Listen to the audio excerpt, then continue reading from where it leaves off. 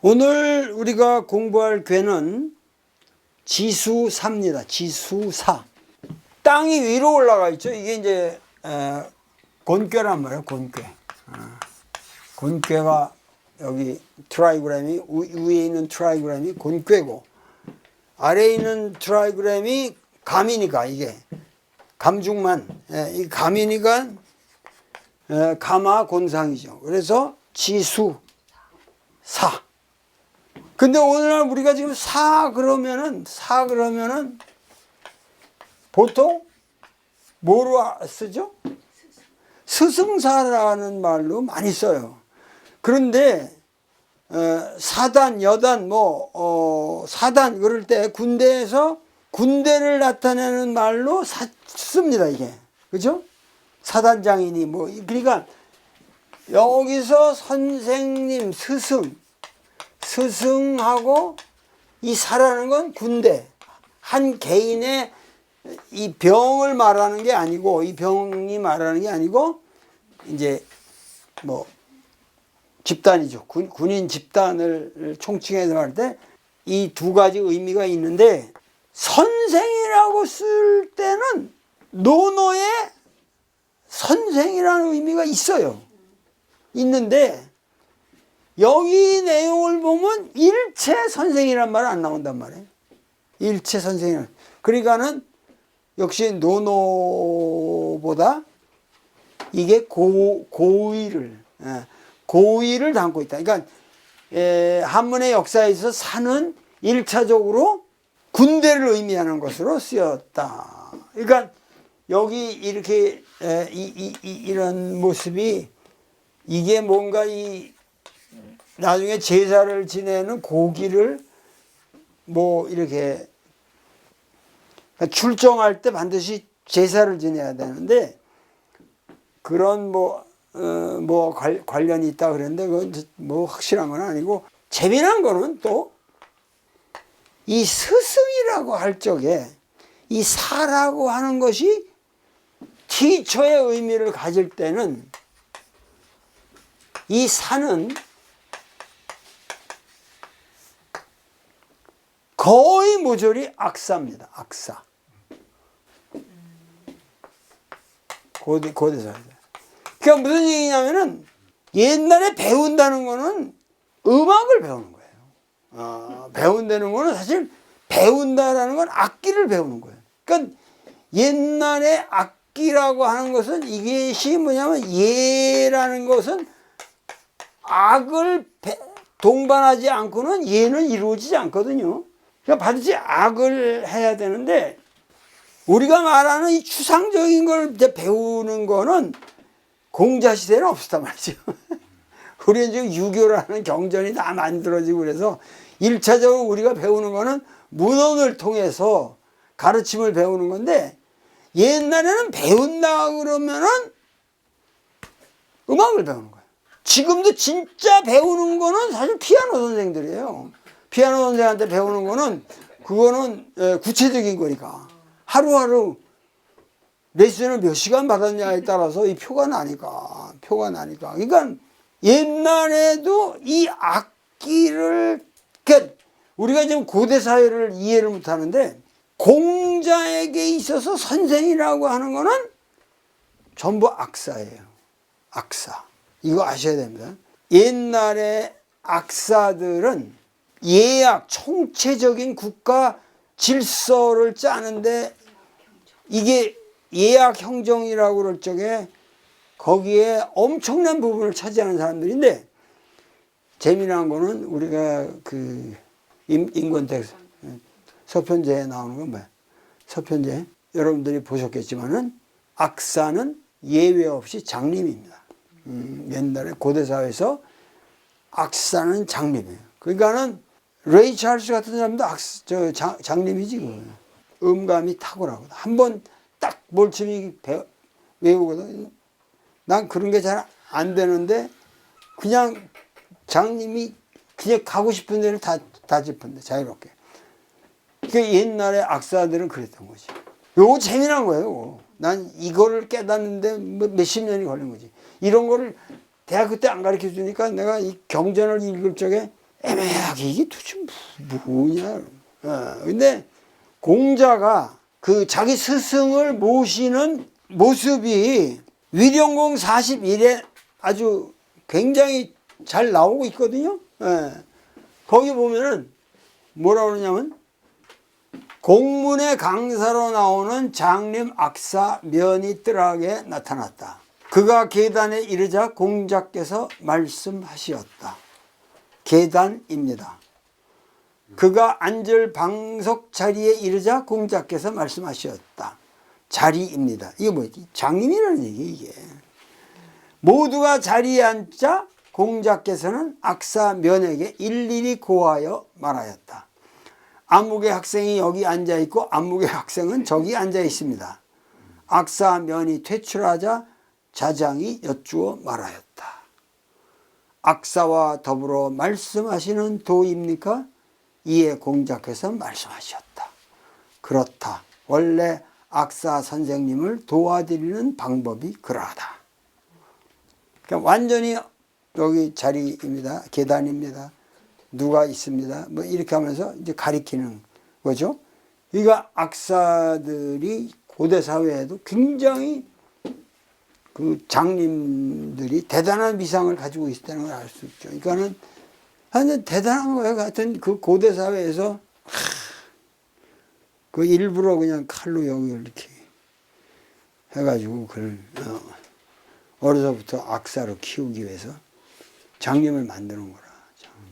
이게 상당히 특이한 거죠. 그래서 옛날에는 악이라고 하는 것이 여러분들이 생각하는 음악이라는 개념이 아니고 거의 그 학문의 전체였다고도 말할 수 있다. 그러니까는 동양의 학문이라는 게 그 올라가서 보면은 아주 엄청 그 뭐냐면은 이 율려라든가 이런 수리적 관계 이런 거에 그래서 그 또 이 천문 지리 이런 것들이 다 그런 예학과 관련이 있거든요. 그래서 이거를 잘 이해를 해야 한다. 그런데 이 대상전이 이제 이게 물이잖아요. 물. 감결란 말이야. 물이 있어. 그런데 이게 어떻게 돼요? 땅 아래에 있죠. 그러니까 땅 속에 물이 있는 거예요. 땅 속에 물이 있는 모습이 군대다. 그렇게 되잖아요. 이게 지중, 유수, 군대다. 이게 무슨 얘기냐? 이게 기발한 거야. 너무 이 이미지가 좋습니다. 뭐냐면은 옛날에는 병농일치 시대라 이거야. 그러니까 군대가 정규 군대가 있었던 게 아니고 조조가 둔전을 만들어서 집단을 만들고 그랬지만은 원래는 이 군대라고 하는 것은 항상 전쟁이 일어나면 모집해서 만들어내는 거예요. 그러니까 옛날에 군대를 일으킨다고 하는 거는 대단한 작업인데 그러기 때문에 땅에 물이 쫙 배어 있듯이 이 땅이라는 건 그라스루트 그야말로 대지에 여기에 물이 쫙 있듯이 민 속에 병이 있다 이거지. 요거가 민이고 이게 민중이야. 민 속에 군대가 들어있다 이거야. 여기 군대가 들어있는 거야 이게. 병이 여기 들어있는 거야 이게. 물 속에. 그러니까 정치라고 하는 것은 옛날부터 정치라고 하는 것은 이 땅의 밑에 지하수로 쫙 퍼져 있는 이 가능성 이거를 항상 의식하고 잘 기르지 않으면은 전쟁이다 할 적에 지들은 이 땅을 지키기 위해서 일어나야 되는 건데 호응을 안 한다 이거야. 그러니까 평소에 군자는 항상 백성들은 보이지 않지만 포용을 하고 포용을 하고 그 군중들을 키우는 그러한 정치를 하지 않으면은 요즘 우리나라 정치가 전부 이 용민 흉충을 안 하고 있는 거 아니야. 그러니까 이런 나라는 항상 깨지게 돼 있어. 전쟁이 났다 그러면 깨지는 거야. 그러니까 이 주역 하나가 얼마나 소중한 진리를 우리에게 말해주고 있는가. 이건 너무도 명백한 거야. 군대라고 하는 거는 백성에서 나오는 거고, 백성이라고 하는 것은 항상 위대한 정치를 해서 그들에게 베풀고 그들을 포용하고 그들의 삶을 길러주고 윤택하게 해줄 때 이들이 즐거운 마음으로 나라를 위해서 나는 몸을 바치겠다 그러고 나오는 거라 이거야. 그게 군대다 이거. 그러니까 이게 굉장히 리얼한 내용을 갖고 있는 겁니다 이게. 그래서 이제 그 우리나라의 신학에 이제 민중신학이라고 하는데 이게 어원으로 따지면 여기서 나온 거예요. 주역에서 나온 말이거든요. 용민육중이다. 이게 굉장한 메시지가 있는 것이고, 히랍에서는 마찬가지 시민이라고 하는 게 폴리테스라고 하는 것이 전쟁에 나가 싸울 수 있는 사람, 그런 의미예요. 폴리테스는 18세 이상의 남자고 이 폴리테스의 모임이 바로 폴리스였다는 거예요. 똑같아요. 그런데 임진왜란의 경우는 일본에는 내가 했지만 전문 무사 집단이 30만이 있었단 말이야. 근데 우리나라를 쳐들어와서 깨진다고 하는 거는 30만의 이 어마어마한 직업 군인 그리고 니폰도라는 막강한 무기와 장창을 지닌 이놈들, 조총까지 된 놈들. 이게 깨지잖아. 패전을 하는 거예요. 그게 사실은 조선조에 대해서 우리가 많은 욕을 해도 이 조선조라는 나라의 힘이 얼마나 보이지 않는 힘이 대단했는가. 조선 왕조의 그 왕 새끼들은 그야말로 우리가 정말 한심하다고 보아야 되지만은 이 조선조라는 체제와 그 나라는 우리가 보이지 않지만 그렇게 착취하고 수탈하는 모습만 우리가 사실은 역사에는 기록되지만은 그 무엇이 있었다는 거지. 그리고 모든 의병이라고 하는 것이 가장 중요한 거는 지식인 집단의 노블리스 오브리지가 없이는 안 된다는 거예요. 뭐 곽재훈이 뭐 이런 사람들 전부 대단한 지식인들 아니에요. 그러니까 그 지식인들이 군중들을 규합해서 나설 때 군중들이 나는 거지. 그 뭐 그냥 나무꾼이 나서 안 되는 거예요. 근데 우리나라에 내가 여러분들이 꼭 좀 잘 보시면 좋겠는데, 합기도 연설한 것도 부산에서 내가 한 연설을 잘 보시면은 결국은 우리나라 민중들의 이 무적인 이 무술의 역량이 대단했어 이거야. 그게 우리는 너무 지금 뭐냐면은 그 역사를 일본 놈들이 들어와 가지고 우리 역사를 조작하면서 가장 큰 조작이 뭐냐면은 너희들은 문치주의에 빠져가지고 전혀 너희들은 문치주의에만 빠져가지고 나약한, 그래가지고 당쟁이나 일삼고 외란호란에 당하는 너희들이 아니냐 이런데, 이 인류사에서 우리 조선민족처럼 그랜 스케일의 전쟁을 다 승리로 이끈 민족이 거의 없습니다. 수나라 수양제의 100만 대군이다는 실제로 113만인가 그 나오거든요. 숫자가 몇백 명까지 딱 나와. 그 중국 정서에 그렇게 정확하게 떠나는데 이놈들이 출발을 해가지고 쫙 나가는 데만 4개월이 걸린다 그랬거든. 그리고 거기서 치중제들이 쫙 따라붙는데 어림잡아 400만 원 된다. 아니 정사의 기록이에요. 자기들 기록은. 그러면 세계 최강의 그 당시에 400만 군, 이 로마 군단 기가 말도 안 되는 거예요. 근데 그 세계 최강의 군대를 완전히 아작내버린 거예요. 400만에서 몇천 명 살아 돌아간 거야. 수양제 모시고 돌아간 거예요. 그러니까는 그 다음에 그런 대군을 일으킬 수는 없죠. 당태종은 10만. 그건 한 40만 온 거예요. 그런데 다 깨졌지? 그게 중들은 이상하고 연계 서문이 누구길래 그렇게 당태종이 다 깨지냐. 근데 명백하게 깨진 거거든. 그러니까 저쪽 그 제주도에서 또 오다가 표류해가지고 저쪽으로 절강성인가 그쪽으로 간 사람의 최부의 표유록에 가서 제일 필담을 하는데 그 당시 중국 사람들이 제일 궁금하고 있는 게 야 진짜 어떻게 해서 당태종을 수양제와 당태종을 이겼냐. 그러니까는 이 우리나라가 원래 뭐냐면 무술의 나라라는 거지. 사실 이 김유신의 건법이 어떻게 했냐 이게 이런 걸 다 그냥 우리가 회복해내야 돼.